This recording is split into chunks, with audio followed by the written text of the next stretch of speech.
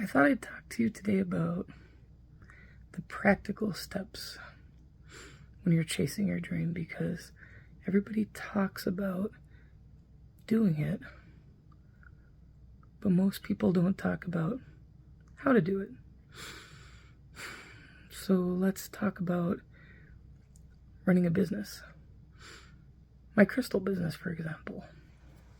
I have different types of crystals that I did a lot of research on and figured out pricing of the crystals at the wholesale price that I could purchase them for.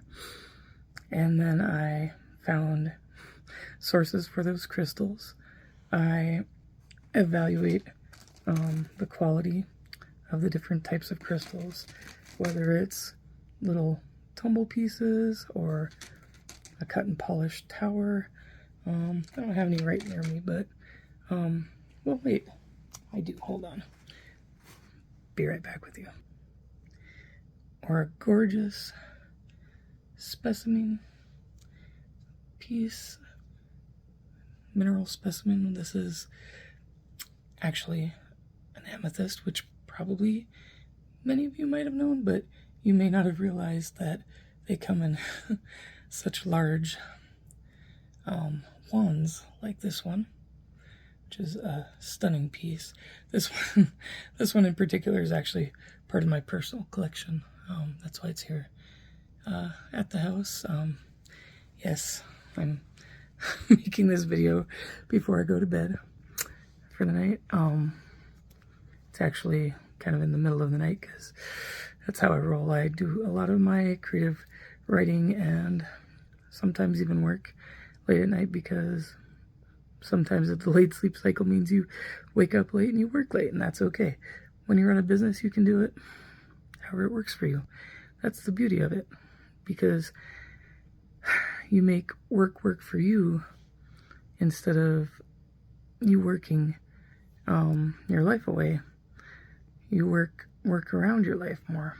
And that's, I think, what many of us are realizing is the way we should be living life. So for many years I worked in more corporate America. I did retirement planning. I was an insurance agent, so I helped a lot of people with life insurance, their Medicare supplements, long-term care insurance, and then fixed annuities. So helped them figure out their retirement, and I did that for many years until my health took a turn. I was working myself really nearly to death and ended up having what turned out to be some unusual health issues that were genetic, and needing eventually, after many years of searching for answers, to have neurosurgery on my neck. The scar is pretty faint these days. You can't really hardly see it, but that was a little over 6 years ago, and after several years of barely being able to walk, talk, or move, and when I could get my life back, I decided that I was going to do the things I wanted to do, and life was way too short to not do those things. So many times in my life that I had some wake-up calls that many people don't live through, and I was given second, third, fourth, 100th, 1000th chances because of the health issues that I had. Literally a walking, talking miracle. Right now I'm sitting up in bed ready to go to sleep pretty soon, but I just thought I'd share some things that I've learned. If you want to do something, do it. Don't wait until it's too late and you're sitting there looking back on your life filled with regret. I don't want you to live that way. I want you to be happy and enjoy what you're doing. If you're not enjoying what you're doing, take the steps to find another way. You don't have to start your own business. This is just what I chose to do. Mainly because due to my health issues, most employers wouldn't want to employ me. So I had to start a business. It kind of felt like years and years ago. That's why I did. That's why I became an insurance agent, because I set my own hours. But the problem was I was raised by workaholics with maybe just a touch too much of a work ethic. And it's not healthy for you, turns out. It's bad for you.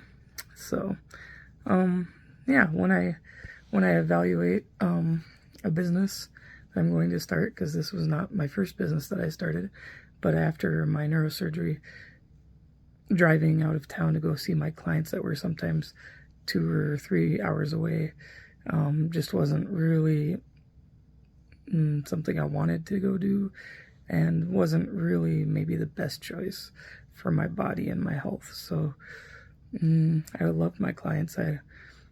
Many of them became really close friends, and some of them almost like family. So that was kind of a tough thing to have to leave behind. But for years, even before the surgery, I couldn't even really work. So once I could do the things I wanted to do again, I did want to have work be part of that, because I enjoy working. And for years, I couldn't choose most anything that I was doing other than exist. Sometimes 6, 8, 10 hours a day, I couldn't walk, talk, or move. Some days I could do things and I looked normal and healthy from the outside, but inside, my neck was slowly strangling me. But nobody knew it because of the hypermobile joint disorder called Ehlers-Danlos syndrome that I have, that runs in our family. It can be hereditary. The type I have, type 3, is usually hereditary, but there can be spontaneous anomalies that cause that to occur as well. Obviously, somewhere along the route, those things have to happen. So anyway, yeah, I was 34 before we found that out. And so I lived with it for a good chunk of my life before we realized that's what I had. And then I was, let's see, let me do math.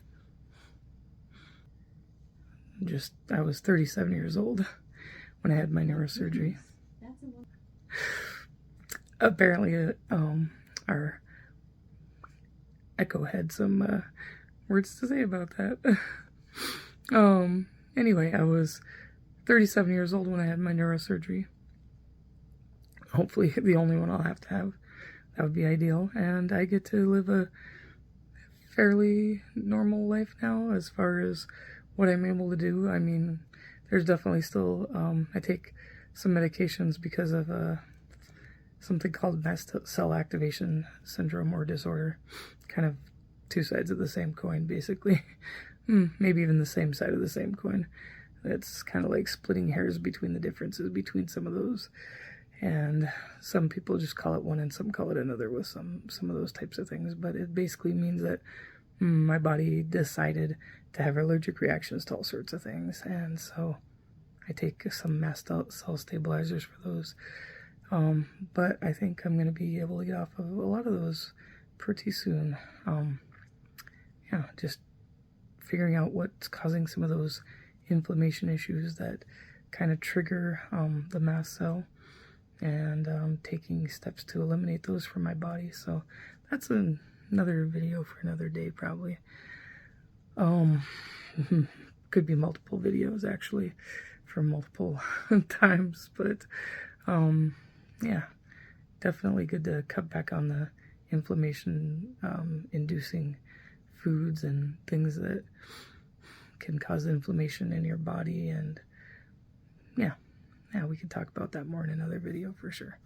If you guys are interested, let me know down below in the comments. But anyway, so once I figure out how to price things, then I figure out individual pricing on individual pieces. I created a website. Kind of had to teach myself how to do that because I couldn't afford to hire somebody to do it for me. And set up social media, and voila, business in action. I love you. Have a beautiful day.